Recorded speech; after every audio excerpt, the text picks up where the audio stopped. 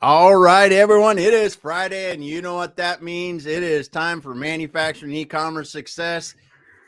Wow, am I excited today because we're going to be talking about how you can show up higher on Google without paying for ads. Woo! I am Damon Pistolka, and we've got another Damon in the house today. I'm one of your co-hosts. We have Kurt Anderson over there, that pretty guy right next to me. Take it away, my friend. Man, Damon Pistolka, happy Friday, dude. How's your week? You doing all right? Everything good? Awesome. Man, Awesome. you know what? I always say get a good night's sleep for our guests. I hardly slept a wink because I've been looking forward to this for months, man. I feel like we've got a celebrity here today. So this is such an honor, such Yes. a privilege. I've got my brother Damon and I got my other brother Damon. Damon Burton, happy Friday. Welcome to the show, dude.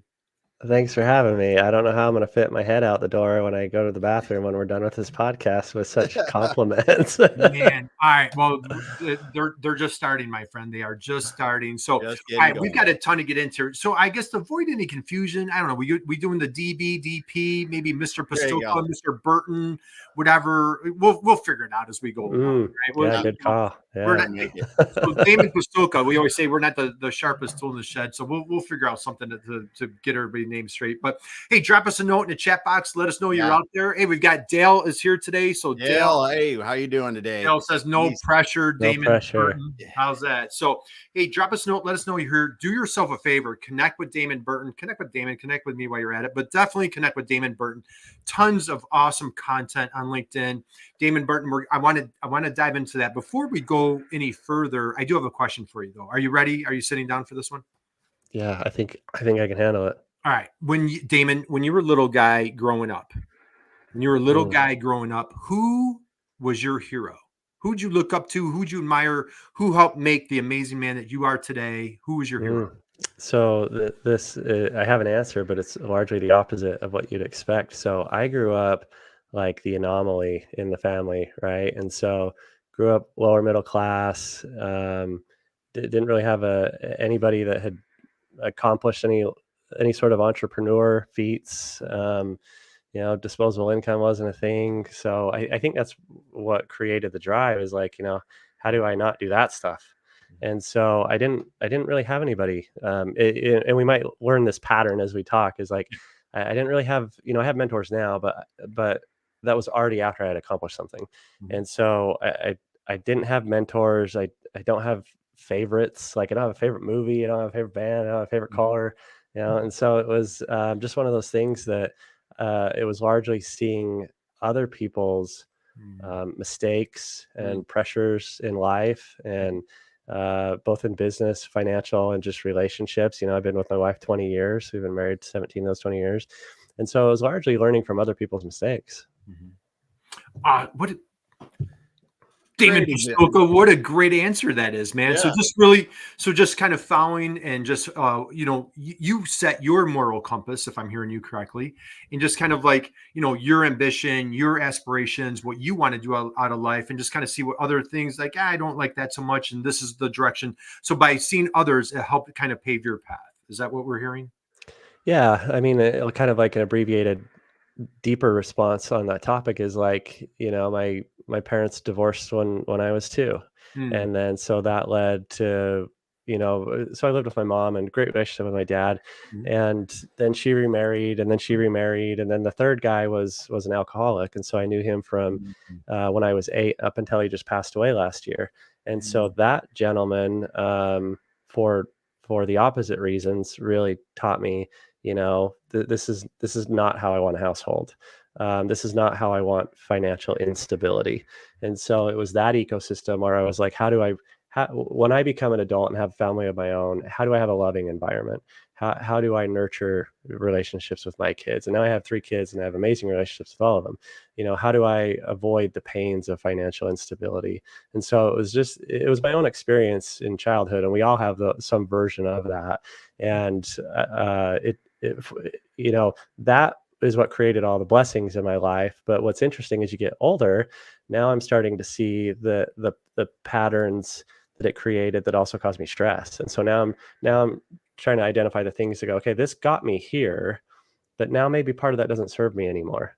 And so I'm trying to undo the parts that create this like constant, the easiest example, so I can wrap this up, is just like the 24/7 channel in your head, because I'm always trying to be proactive. And that came from like, how do I avoid crazy circumstances in the household? Well, let's be proactive. And so then when I moved out and I didn't need that anymore, that muscle was already built. And so then it evolved into, how do I apply this proactively, which ended up being entrepreneurship. But now, man, holy crap, that's exhausting. Yeah. Wow. That was not a quick question to start this with. That was, I knew all right, as good as I knew this is going to be, that was phenomenal. Incredible. I have to hit a couple things right there. So Damon, we're big. We're older guys. We followed a gentleman, Wayne Dyer, and then if you follow, there's another a great speaker, Ed Milet. Both of those guys talk about, like some of the pain or suffering or the things that you've gone through earlier in life help pave the way or the path for the person that you're going to be, because you actually had leadership in your life of what not to do or what not to be. I don't want to be like that. I have this person, there was somebody with an addiction, or there's a problem in my life, and that's what I don't want to be. Damon Burton, that was absolutely phenomenal. Pastolka, what do you want to add? Well, and then too, Damon, you said this, which I think many of us throughout our lives and careers realize, is that what got me here is driving me absolutely effing crazy right now, that I need to change because it doesn't serve me anymore. And that was so poignant what you said. There's some of this stuff that did get us here, through this entrepreneurial journey or whatever it may be, but we do need to adjust at a certain point because it doesn't fit us forever. Yeah, Ed Milet's got a great story. I've chatted with him a time or two, and you've probably seen his story about it's effectively like, I'm going to be the one that changes my lineage, my family name. And so I was that person too. And so it was interesting to see, somebody else. I knew those other stories existed, but it's always fun to see one in detail and from somebody that's accomplished even more. But you're right. A lot of people that find some relative success realize that it might be traumas that helped get us there. But I think where a lot of people don't take it a step further is when they start getting burned out and tired, is that they realize that they don't dig deep and realize it's the same things, right? And so now, how do you find that balance of like, I still want the drive and I'm still hungry and I still want to accomplish things in entrepreneurship, but holy crap, I'm tired. And so like, how do I reduce the mental? For me, it's largely mental bandwidth. Like I just can't shut my head down. You talked, Kurt, last night, like I couldn't get sleep. Well, I don't have a problem falling asleep. Like I can fall asleep within 5 minutes. But man, I'll wake up 5 times in the middle of the night, like 10 hours deep into a thought of like how I'm solving the world's problems. And I wake up and I'm like, what conversation have I been having in my head to be like this deep into a thought, and just to wake up in the middle of the night and I'm like mid-sentence on something. That is awesome. So let's dive in here, Damon Burton.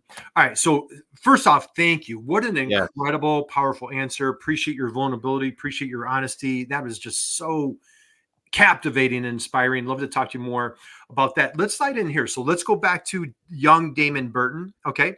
You shared some wonderful, powerful, experiences in your youth, your young life. As you out of school, kind of like starting your career, walk us through what was going on in early Damon Burton. And I'm going to lead up to how you became this SEO superhero that you are, but kind of lead your early career. And then I want to slide up to how you launched your business in 2007. Yeah. So I always knew, I always felt confident that I would accomplish something. But man, I had no idea what that was. And I think that's important for newer entrepreneurs to kind of give themselves a break and an opportunity to kind of figure it out as you go. So for me, I compare it to like dating. And so when you go into a new relationship, and we'll compare that to careers, it's like, okay, what do I like and don't like in this relationship or this career or this job?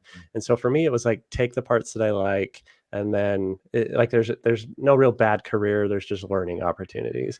And then you go into the next career. And so for me, it was, I come out of college, I knew basic HTML. This was before WordPress, Shopify, ClickFunnels, all these things. And so you had to learn it by hand. I go into college, and we had this communications class, and they said, part of your, like half your grade's building a website. And I got thinking about it, and I said, I know I'm going to put all this time into building a website, and at the end of the semester, they're just going to delete it. And so I asked the professor, I said, can I keep it? Can I put it on a domain instead of putting it where you're going to wipe it out? Can I put it somewhere where I can keep it? And he says, yeah, as long as we can grade it, that's fine. And so I built a car enthusiast website called Elite Rides. I still have it. It's archived, nothing there to find now. But it was just, I was young 20s, into cars, things like that.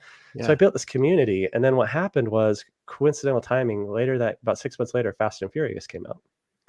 And that was like the community that I had nurtured. And so then it grew and then it grew. And so I got thinking that this is where the entrepreneurship part of me starts coming in. And it's like, well, how do I make this better? And so then I got more intentional about design. And then how do I monetize this? So then I started understanding marketing. And then I was the guy that did websites on the side for a while for people and built up a little side hustle. And then what happened was I was working remote for a company in Vegas. I'm in Utah. And this was before Slack, and I was on AOL Instant Messenger, and I'm trying to get a hold of everybody, and nobody's replying. And all of a sudden I get a reply from one of the other designers overseas going, did you hear what happened? I'm like, what do you mean what happened? I'm trying to get a hold of everybody, and I know something's going on. And what had happened was like straight out of a movie scene. The Vegas company got raided, guns and everything, by the FTC, ATF, local sheriff's department. Wow. And the guy that owned it he had a civil suit years before, but no criminal suit. Well, the criminal suit caught up to him, and then they came after him. So it wasn't that company, but of course, once you got a bone to pick, then they go after everything. So they came after the second company too, shut him down. And so at that moment, I had a choice, and it was like, okay, do I see if I still have a job? So option number one is see if I still have a job and stick it out. Option number two is bail, go find another job. And option number three was bet on myself. Like, hey, I got side hustle clients. I would effectively reduce my income in half, because half my income was the day job, half was the side clients. My wife and I were newly married, didn't have any kids yet. We knew we were going to wait a while. We waited 5 years. And then, so I did the math. And for me, it was like simple math. And we would be house poor, but we could still put food on the table because she had a job at the time too. Mm-hmm. And so for me, that seemed like as calculated as a risk as I'd ever have, especially knowing that I'd have more liabilities in the future with kids and things like that. And so I bet on myself, replaced that income within about 3 months because I freed up that time. And then, we can talk about the journey from there, but that's how I started the company. As I was brought to a fork in the road. That is awesome. And hey, we've got a great comment from Anna, Damon. Yeah. She's talking about life's failures, whether it be yours or someone else's, are great teachers. And she mentioned such a great lesson, such an amazing realization that you were able to make early on and not be afraid to use it as a positive, in a positive manner. Right. Great comment, Anna. Yeah. Thank you.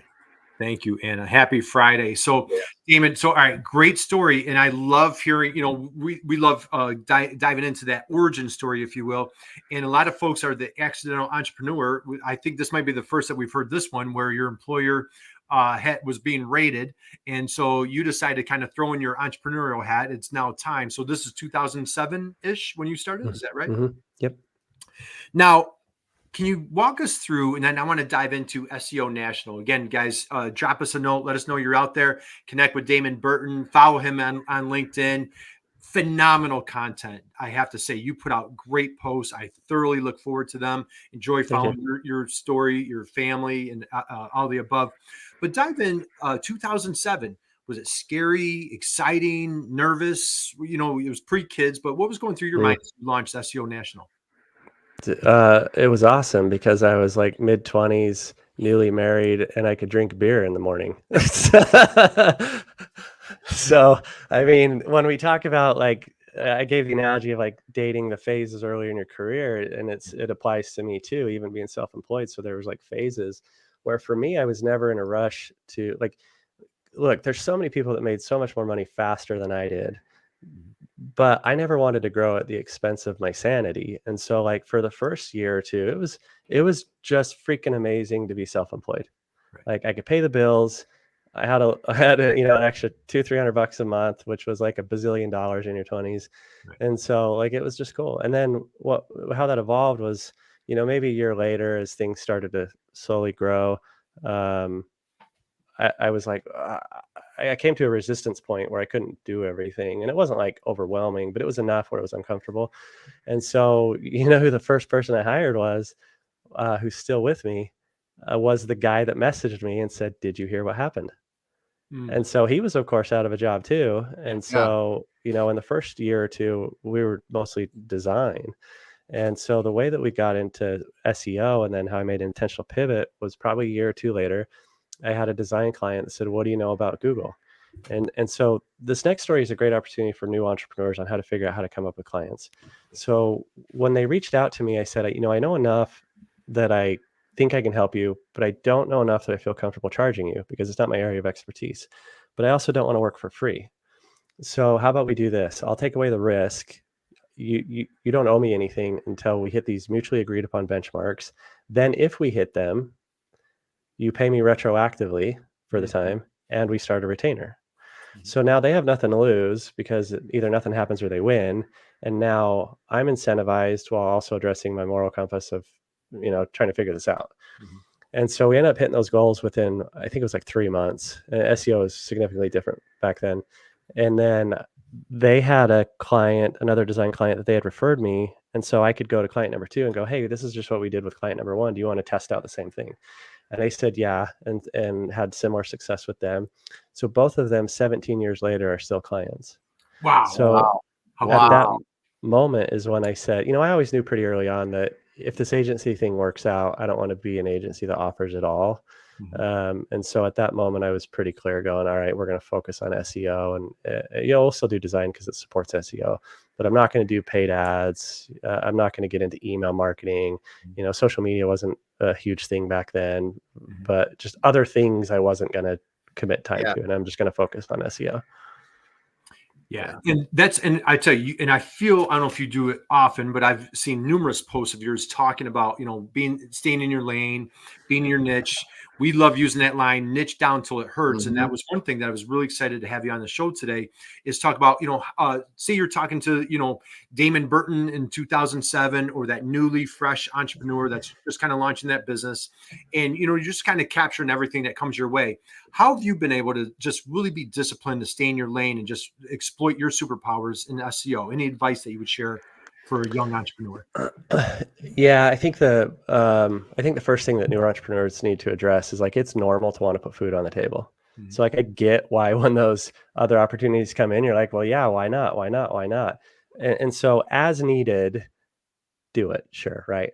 Just don't be obsessed with it. I actually made a post yesterday that said something like, let's be honest, not everybody needs what you offer. Therefore, not all leads are equal. So don't chase every opportunity, because what you don't learn quickly enough in entrepreneurship, but it becomes super important later, is opportunity cost. So let's give the SEO example. All right, I'm a new SEO guy, and my average retainer is $3,000 a month.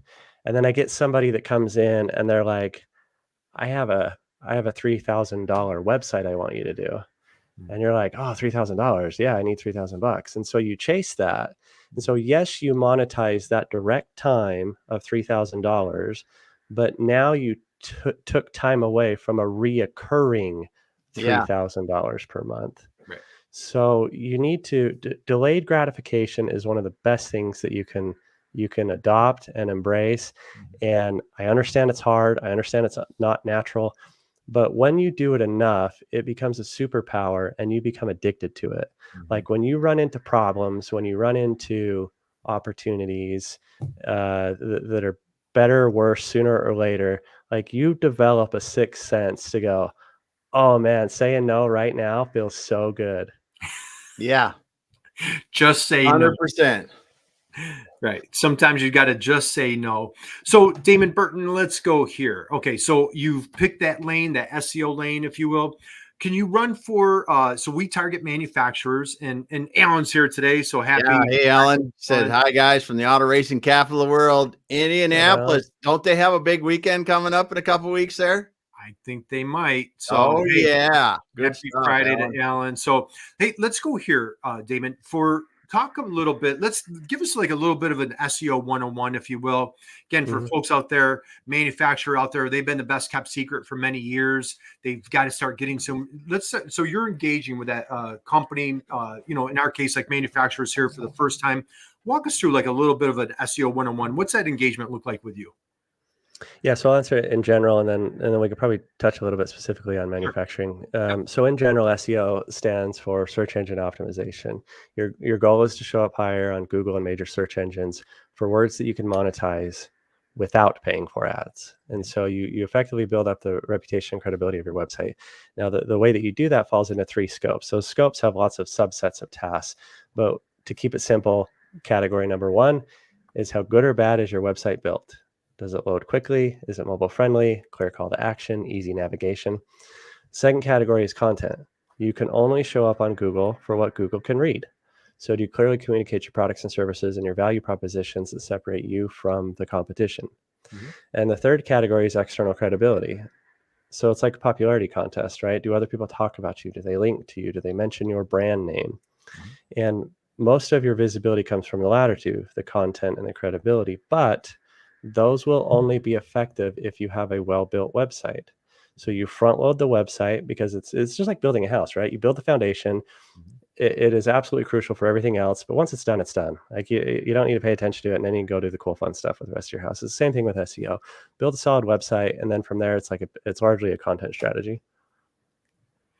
Perfect. All right. So one question I have, your number one is, do you have a good website? Do you have a particular website platform that you prefer, that you recommend to folks, or are you agnostic? What's that look like? Yeah, WordPress by 1,000 miles. Now there's an exception to that, right? Especially if we're in manufacturing and if you actually sell the product. Right. So if you have an e-commerce product, Shopify is great as well. So the reason why WordPress is so favorable, not just to me, but to the majority of SEOs, is because you own the installation. And so if you know how to do SEO properly, you can touch and feel everything that you need. Now with Shopify, you can touch and feel like 90% of it. And so it's a really good platform, but they own the installation. And so you can only touch and feel what they give you access to. And so that little 10% difference can make or break, especially in a really competitive market. Okay, excellent. Okay, so recommendation. So if folks are out there, if you're landing on a new web or considering a new website, WordPress, phenomenal option. I think last I checked was at 37% of all websites in the United States crazy. Are still on WordPress. And I know a lot of people, will beat up WordPress or this, that, the other thing. I agree with you 100%. Great platform. I'll tell you why they beat up on it. Yeah. WordPress is as good or as bad as the person installing it or maintaining it. So it's like the people that crap on Apple versus Windows. Yeah. It's not because one or the other is better or worse. It's because you don't know how to use Apples or Windows. Yeah, that's right. Yeah. That's right. All right. So thank you for the SEO 101. Let's take it another step further. Say somebody, okay, I've gone through step 1, 2, and 3. I'm working on a little bit of credibility, but I'm just not seeing the results. I really need to muscle up. I need to align with an agency. How about going here? Can you talk about what are some things that you would recommend for somebody when they're interviewing a new agency? What are some questions they should ask when they come to someone like yourself? What information do they need to acquire to make a decision to partner with someone like you? The first thing is transparency. Like if you're shopping an agency, you want to make sure that they communicate transparently, because in any industries, but particularly marketing, there's a lot of smoke and mirrors and a lot of Wizard of Oz behind the curtain. And for me, it's like as soon as they say the word proprietary, like that's like a red flag, and you should skip that agency, because we all have access to the same or similar tools. The difference in effectiveness is who knows how to use them properly and in what combination. So the probability of somebody actually having proprietary tools is highly unlikely. And even if they do, the benefit of their proprietary tool is probably marginal. So the first thing is how they communicate to you. And along the same lines of transparency is, can they communicate to you what they're going to do? Because a lot of times what happens is you're talking to a sales guy, not any part of the fulfillment team. And so the sales guy, of course, is incentivized to sell. And there's nothing wrong with that. But you need to pay attention to who's an ethical sales guy and who's just a money hungry sales guy. And so if they're vague or defer questions, and that's why the proprietary answer is such a problem, then that's usually a red flag. So you don't have to know every algorithm and the details of the algorithm, but they should be able to communicate. A great example is those 3 fundamentals we just went over. Yeah. Can they even tell you like Right. what their fundamentals are? And then, okay, if they define the fundamentals, we'll talk about the content one. What are they going to do for content? Right. And then one layer deeper on the content, especially with like AI now, is Right. like, are they going to genuinely write content, or are they just going to mass produce garbage just to give you a line item that says I did a thing, but that thing may not be effective? Right. And only because you asked before we jumped on, because I'm not a salesy guy. Yeah. In my book, Outrank, and you're going to drop a link to it, there's a whole chapter on this. I just gave 2 or 3 things. If I remember, I wrote the book 3 or 4 years ago. If I remember right, I think I listed 25 things, and the chapter is literally called 25 questions, and it is exactly this: questions you should ask an agency. Nice. That's fantastic. All right. And hey, for the record, I know you're a super modest guy, so I'm going to make you uncomfortable. You can take out your headphones if you want. So Damon Pistolka, here's a few things that people say about our dear friend Damon Burton. And I love, what did he say? Transparency. The best thing about this SEO company is their transparency. This is what somebody has said about Damon Burton at SEO National. They helped our site broaden its reach. Damon and his team's ability to create an authentic way to represent my company and our clients was not just the fluffy nonsense, but meaningful concepts. He's an amazing company to partner with. I've been working with him for over 7 years, and his commitment and enthusiasm has never changed. Damon is at the top of his game. I know a lot of SEO companies, and Damon's team is cream of the crop. And I've got one last one: amazing, outstanding wealth of knowledge. Real key to good SEO is having a company that knows its stuff and is doing it the right way. So, Damon Burton, we applaud you for just really crushing it. And what I admire is your level of integrity. And I also want to slide in here. We were talking about the moral compass earlier. You had a post, if I'm not mistaken, not too long ago. You were talking about like, hey, these are specific words that I'm going after.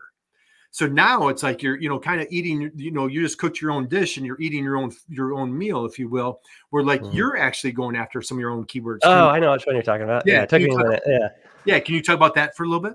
Yeah, it took me a minute because I just made a video about helping my kid build a website. Yeah. That's was it the kid one or was it the one? We got 2. I thought you came up with like some specific keywords that you're trying to go after for your firm. So I saw the post that you're doing with your son. I saw both. Okay. So the one for me, has been something that's been in the back of my head for over a decade. Right. So once you figure out how magical SEO is, then of course you realize it's like clay, right? You can mold the search engines a little bit. Right. And so on the integrity side of things, I've never been malicious about it. Right. Though the ability exists. And so you get into like thinking about, politics and this and that. Like somebody could really do some damage if they wanted to. Right. And so I always stayed away from that. But I thought like, well, what's a fun way that I could do that? And so in the back of my mind forever has always been like, what would be something funny that I could rank for that would be a case study, but also humorous? And so like, one was like world's sexiest SEO. Like if you were to Google world's sexiest SEO and then just Damon Burton's everywhere, right? Like that'd be funny and it'd be a good proof of concept. Right. But then I was like, well, that's not necessarily my ideal audience. So I never pursued it. But it was April 12th and I made a post about it. And I told that same story and I said, so, hey, does anybody have any other ideas? And somebody wrote back and said, why don't you go after smartest SEO? And I was like, oh, okay, that would be a good one. Yeah. And it wouldn't be as, ridiculous as sexiest SEO. Right. By the way, there's a guy that already ranks for sexiest SEO, but he did it so weird. And he actually chimed in on this same post we're talking about. Right. I wasn't friends with him and now we're connected. And I said, if you Google world's sexiest SEO, it's a guy named Matt saying he's the world's sexiest woman SEO. And I'm like, why did you do that, Matt? And so he did it as like a joke to show the concept of manipulation. Right. And he chimes in and then I go after. So I'm like, all right, I'm going to go after smartest SEO. Yeah.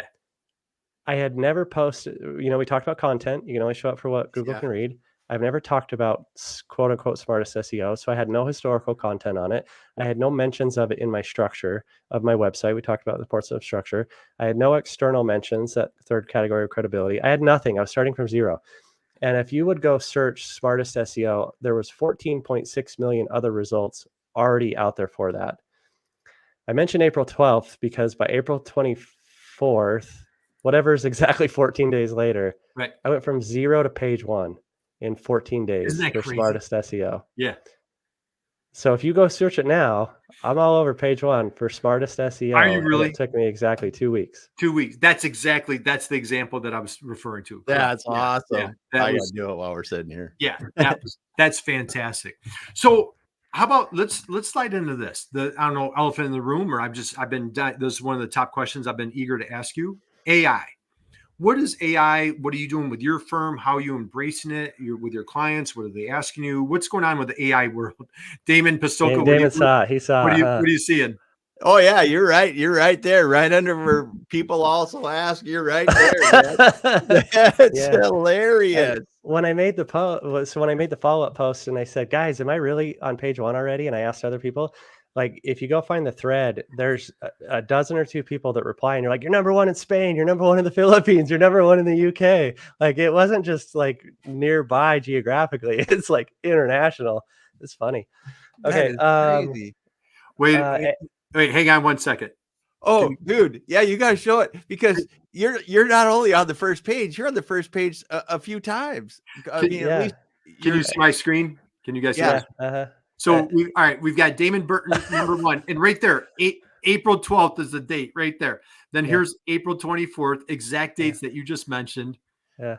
And that is absolutely hysterical. And go to the very, very top, right? So, they just removed it. So it used to show the quantity of results, and that was where the 14.6 million. Yeah. But so I show up for smartest SEO and smartest SEO consultant. 2 weeks beat out 14 million websites. That is all right. So I think a big thing I remember. So Damon Burton, I had an e-commerce company 100 years ago, and we hired an SEO firm. This is like, mid 2000s or whatever. And the big thing, one of the criteria for us is, are you ranking for any of your keywords? Because if you're not ranking for anything, like, how are you going to get my keywords ranked? So I love your practicing what you preach. I just think that is just phenomenal. That was the exact example that I wanted you to bring up. So. Yeah, that's awesome. The other, I'll go give a quick example on the second one with my son's website. So we started, he's a teenager, big into skateboarding. And so I'm trying to expose them to entrepreneurship. And so together, I'm supporting him start a website he calls Skater Haters. And so it's kind of like a play on, people like ragging on skaters. And his website's only 2 months old. He launched the inventory 1 month ago. And he's already sold $200. Well, actually today he just got another order, so $230. Nice. Awesome. And I went and looked up what he's ranking for, and he's not number 1 on anything yet, but he's already number 2. I can't remember what it was, but what was fascinating, one of them was like, he's already in the top 5, 6, 7 pages. So he's not going to monetize it yet. Right. But what's fascinating is how quickly it's moving. It's a brand new website, no historical content. We're just barely starting the content strategy. And he ranks on page 5 or 6 for like skateboarder socks. But what was more interesting is like he sells like a tank top. And so like it's called like a skinny top or something. He's on page 2, I think. I think that was the one he was on page 2. And he's beating like JCPenney and like all these other billion-dollar, like multi-million-dollar brands. Yeah, right.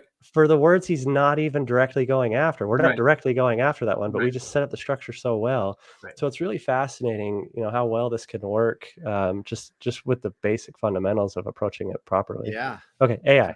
Yeah, let's dive into AI. What's going on in your world there? So another surprisingly opposite than expected answer.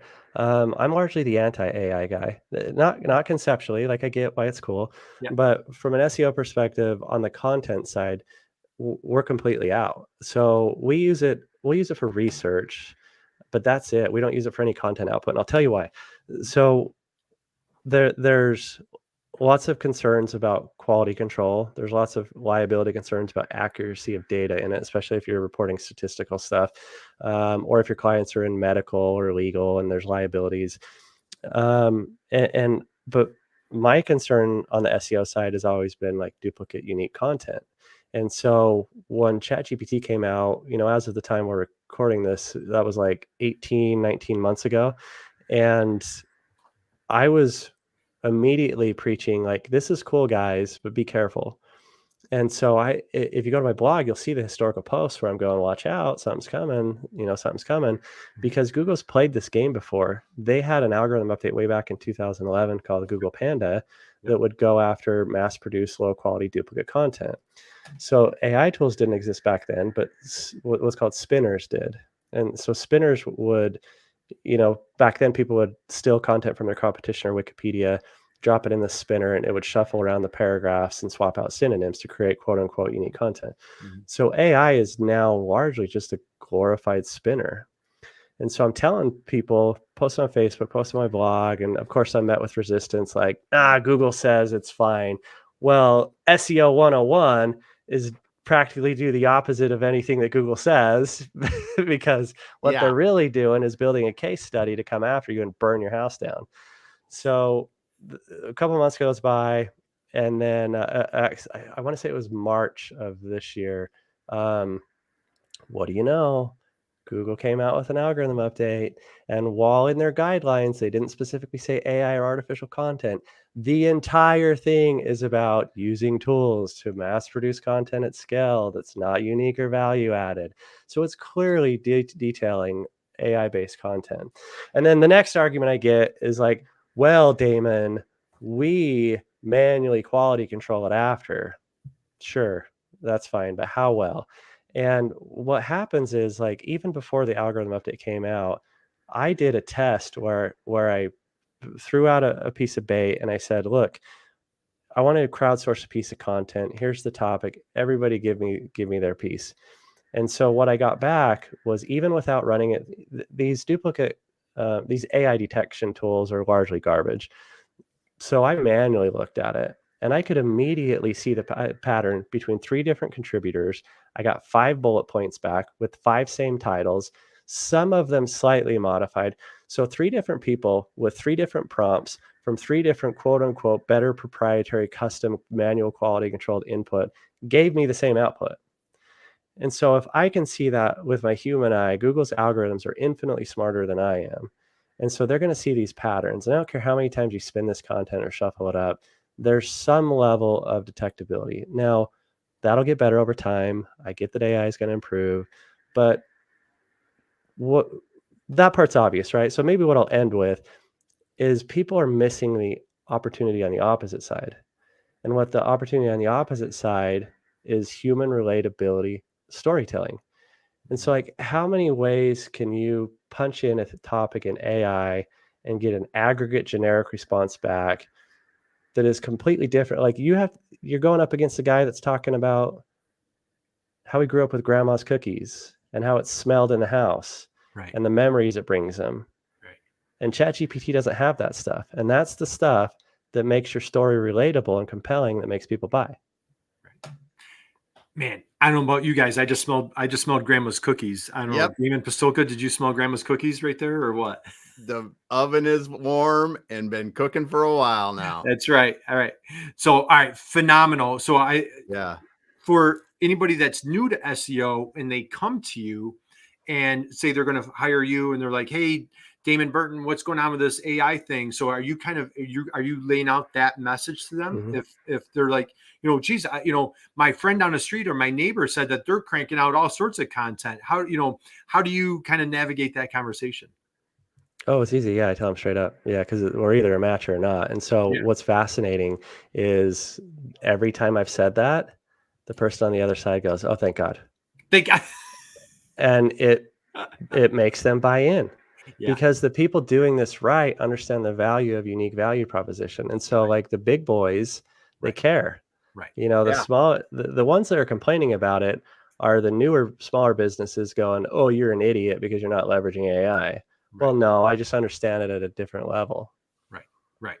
Well, I admire and completely respect your approach here.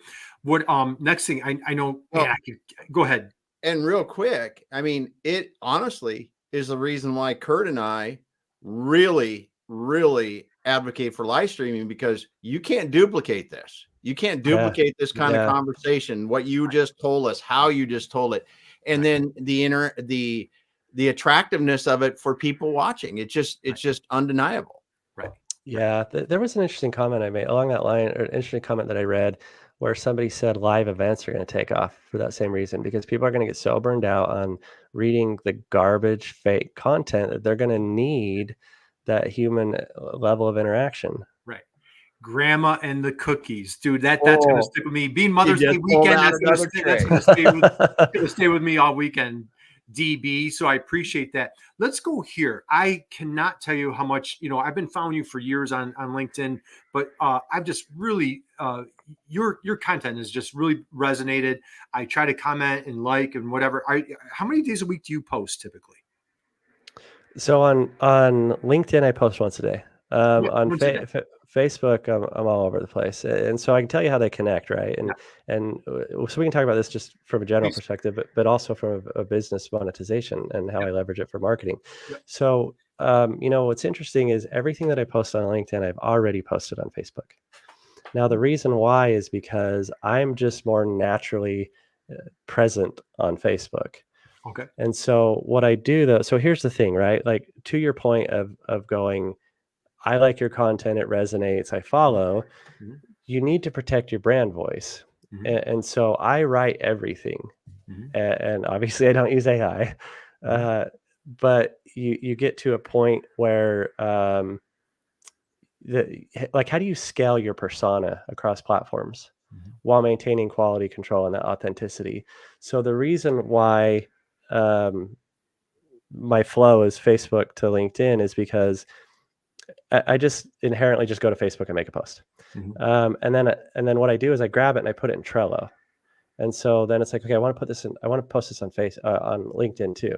But the reason why I queue it is because I found a window that works best for me on LinkedIn.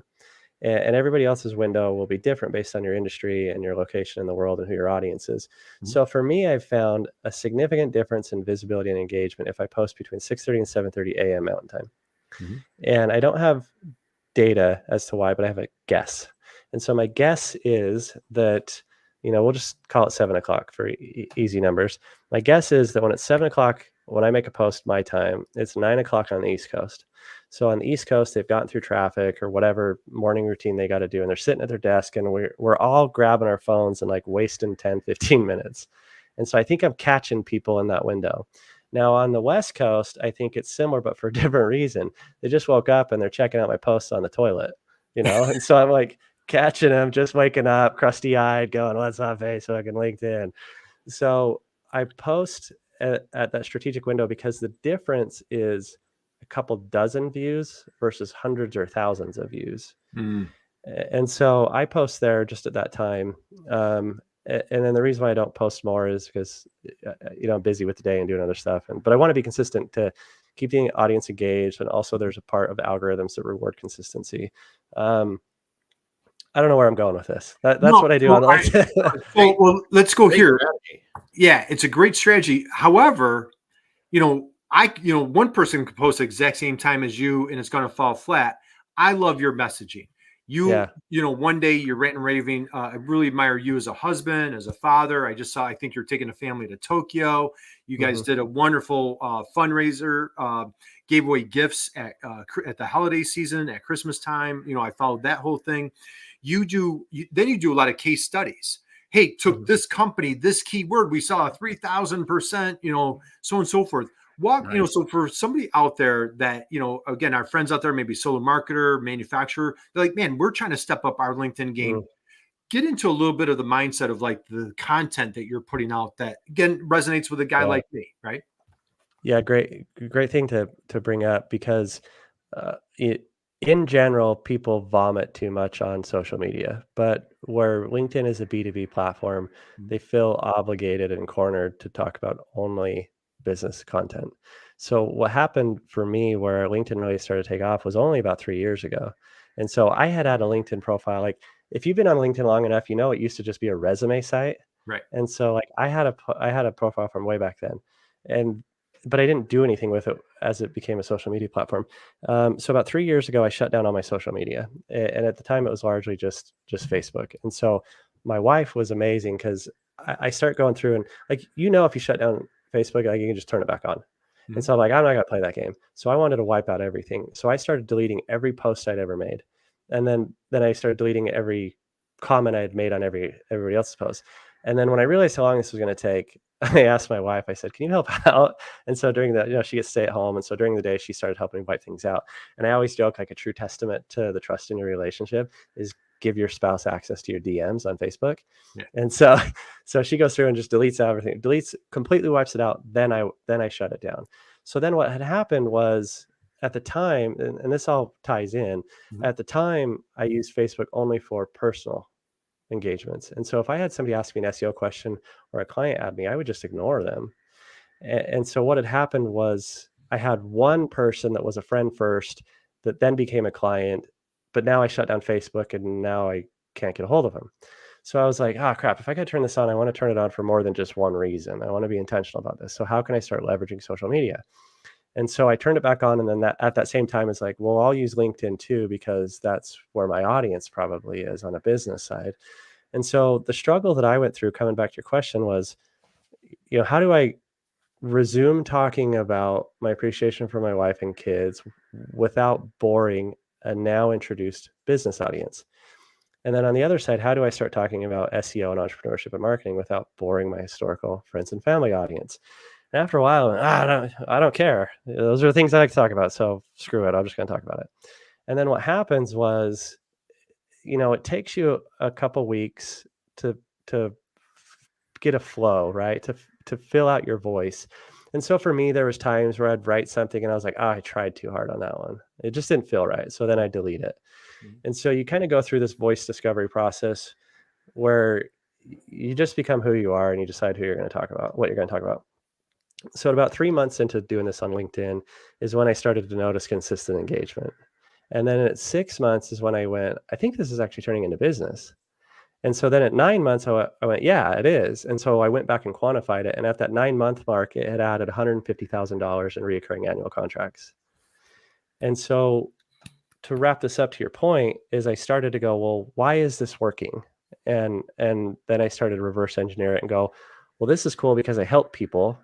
And, you mentioned I put out case studies and I just proof is in the pudding. And so what I realized is that to give context, we do a couple $1 million a year and I have no form of lead generation. I don't have an email list. I don't have funnels. I don't do paid ads. And I consistently have leads and it comes from what we're talking about. And the reason why it works is because people follow you for your business expertise, but they buy when they relate to you as a human.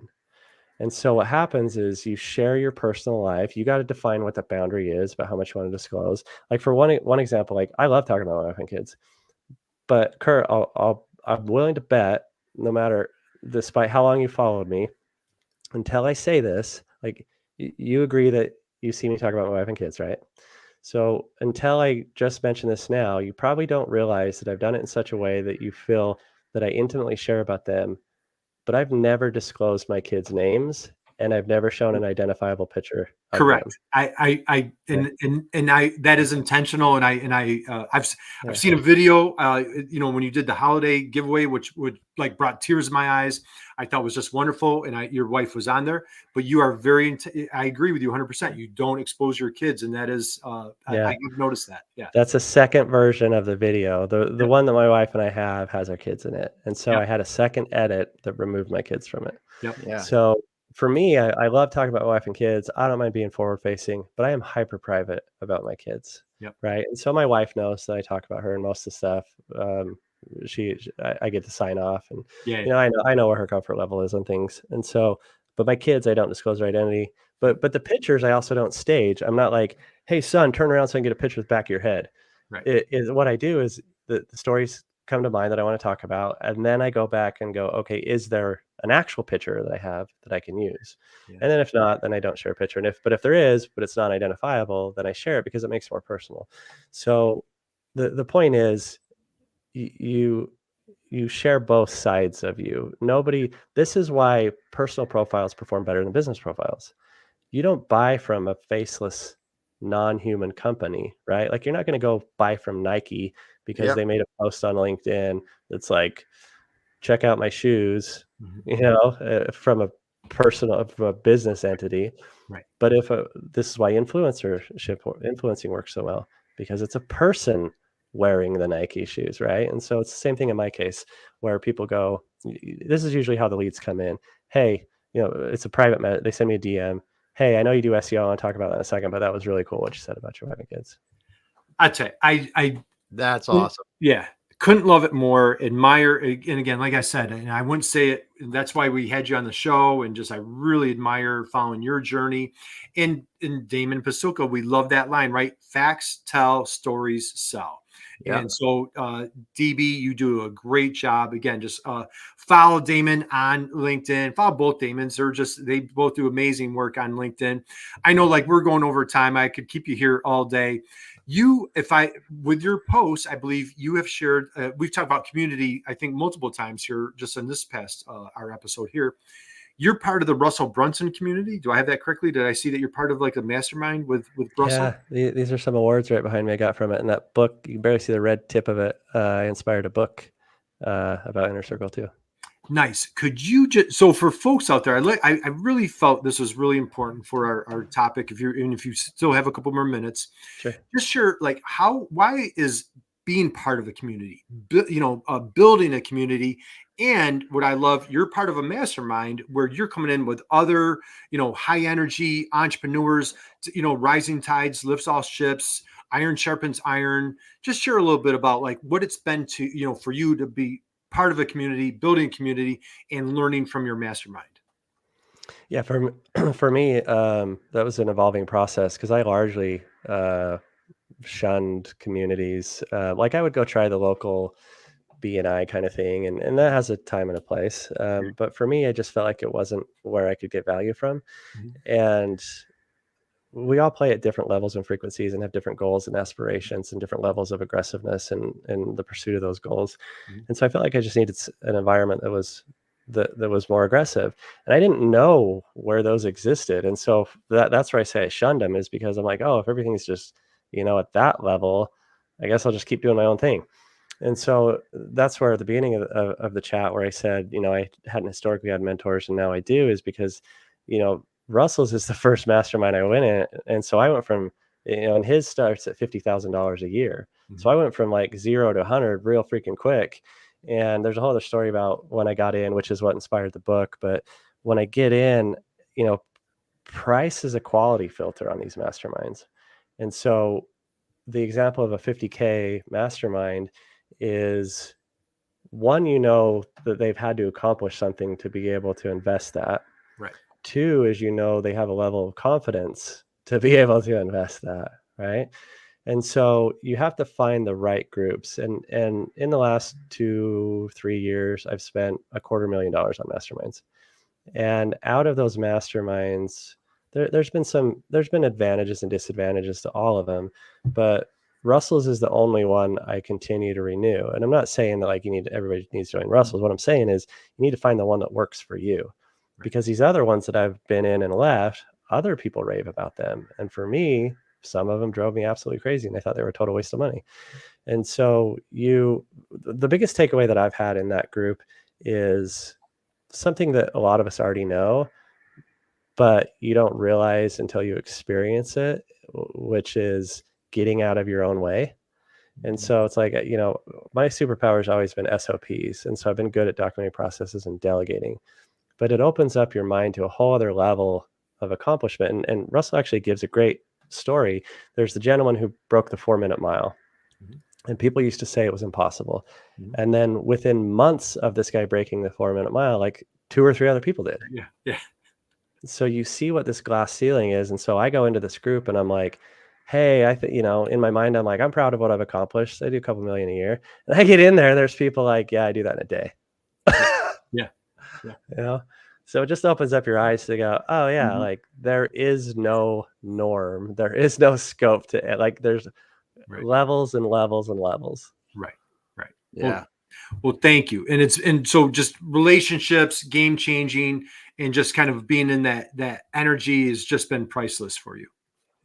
Yeah, the relationships. There's been a lot of good people that come out with friends, and because of that, Russell's now a client, and so you get opportunities to Right. engage with other people. And then I think we all know in business, like when you get in one circle, like trusted circle, then you get exposed to other people, and so it's just led to more of those. Right. Awesome. Okay. I know we've got to wind down. I could talk to you for 3 more hours. So DB, last question: best business advice that you've ever received. Best business advice that you've ever received that you'd love to pass along to other entrepreneurs. I'm so bad at these. I think that I can't think of a direct quote. Two things come to mind. One was actually in Russell's mastermind, and I went to one of the facilitators at one of the events, and I was kind of complaining about we did a round table where it was like a give and an ask, right? And so everybody kind of helps each other. And the response I got back was a very poor response. I'll still stand on that, but not from the group, but from just one gentleman in particular.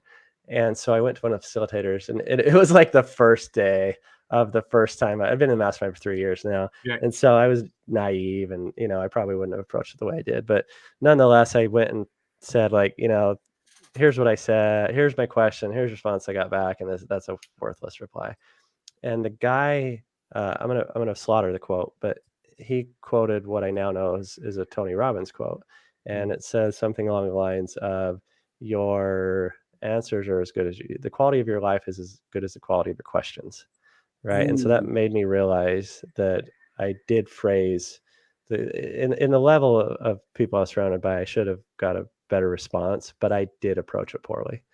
And so that kind of stuck in my head. And maybe the last thing is, there's a quote from, I'm not a huge Grant Cardone advocate, but there's a quote of his that I really like. And it says, pay the price today so you can pay any price tomorrow. Mm-hmm. And I just remember in the beginning of my entrepreneurship journey, I remember sitting in the living room at our old house. My wife was pregnant. We had a kid due in a couple months, our first kid. And I remember thinking, I need to grind this out now so I don't have to later, right? And I still have my long nights and whatever, but for the most part, I got total autonomy of my time now. And so that's priceless with me for my kids. And so I've never missed a basketball game, never missed a soccer game, never missed a dance recital. I'll cancel meetings. Like, I was speaking in Mexico for 3 days. I changed it to one night. I flew to Mexico, spoke, and was back home within 18 hours, right? And so total flexibility. And I think that was from paying that price and putting in those sacrifices now so you have that flexibility later. God bless you, dude. Man, what an inspiration you are. I lied. I have one last question for you. Last, and I promise I'll let you go. You're like my daughter. One more. Hey, that's a song from Les Mis, right? One more. Well, how's that go? I can't remember. But anyway, there's 2 guitars over your shoulder. So I'm going to just jump. I'm going to jump right to it. So the last question that we'd love to ask on every episode is, are you a baseball fan by any chance, Damon? No. If, let's just say hypothetically you were, you get the idea, baseball. Right? Okay. All right. You pretend you love baseball. If you're walking up to the plate you're playing for a major league team. I think Utah is trying to get the Oakland A's right now, right? So say you had a major league team and you're walking up to the plate. What's your walk-up song? If you're going to walk up to the plate. I got a walk-up song. What's your walk-up song? Yeah, I got a story. Okay. So there's a YouTube video. I got a good friend, Michael Unbroken. He's a big speaker and talks about breaking childhood traumas and helps men break through. And so he texts me one day the dumbest song. And if you go to YouTube, it's I'm the best. It's one word, IMDABESSS, right? And it's like a 15-year-old video. And it's this dude coming, and the whole song is just, I'm the best. I'm the best. I'm the best. And then like he goes into these like dorky, like 1990s thing, like, what's better than a million? Right. A Gillian. And he's like, just like making words up. And so Michael's like, dude, when I go on stage one day, like he speaks on way more and bigger stages than I do. That's going to be his walk up. he's like, that's my walk-up song. And I'm like, too late, bro. I speak next week. So I used it the next week in Florida to walk up on stage. And so now I use this I'm the best song. And I'm actually going on an interview with David Meltzer and Michael in 2 weeks. Oh, and are so you really? I bought a shirt. The dude makes shirts now Right. that has the frame. It's like him on a car with a dorky cartoon sun. Right. And I found out that he sells them. And so I mailed Michael one, and he's like, this is the best, dumbest thing I've ever got. And I actually just set a reminder this morning that says, don't forget to put on your I'm the best shirt when I talk with Michael and David Meltzer. That is awesome. Well, hey, that's impressive. You're speaking with David Meltzer. So that is phenomenal. Anna drops. So Anna corrects me. So Anna says one day more. My wife and I just went to see Les Mis about a month ago. Anna, thank you for correcting me on that one. Thanks, so hey, you know what? Let's wind down. So first off, everybody out there that's hanging out with us with this amazing, incredible, mind-blowing conversation. How about a huge round of applause for Damon Burton, just absolutely crushing it today. So, Damon, thank you, man. Damon Pastolka, your takeaways, thoughts as we close out? Oh, just so much good in here. Just if you didn't listen to this from the beginning, go back and listen. There's just so many golden nuggets in here. Just thanks for being here today. Thanks for sharing your story and just being you, man. This is awesome. So I think we might have we're over an hour. So Damon Burton, thank you for sticking with us as long as you did. We could have kept you for 2 more hours, but hey, we've got another comment here from Dale coming in. He says, yeah. Dale is saying, hey, thanks everyone. So thanks for being here, Dale. Appreciate you. So we'll close out, guys. Thank you. And what we love to say, just go out and be someone's inspiration, just like our friend Damon here. God bless you guys. Have a great killer weekend. Happy Mother's Day to all of our wonderful, amazing mothers out there. Just shower your mothers, your mothers in your life. Shower them with love. And we will see you here on Monday. So Damon Burton, hang out with us for 1 second, and we'll have a great weekend. Yeah, everybody, thanks for being here today. If you didn't listen, like I said, get back to the beginning of this, rewind and listen to Damon Burton. Follow him on LinkedIn. Check him out on Facebook. Do that. Go to SEO National and see what they're doing there. Check out his SEO book as well. It's got tons of great information. We are signing out today on Manufacturing E-Commerce Success, and we will be back again next week. Have a great weekend. And as Kurt said, make sure those mothers in your lives know you appreciate them. That's right. Have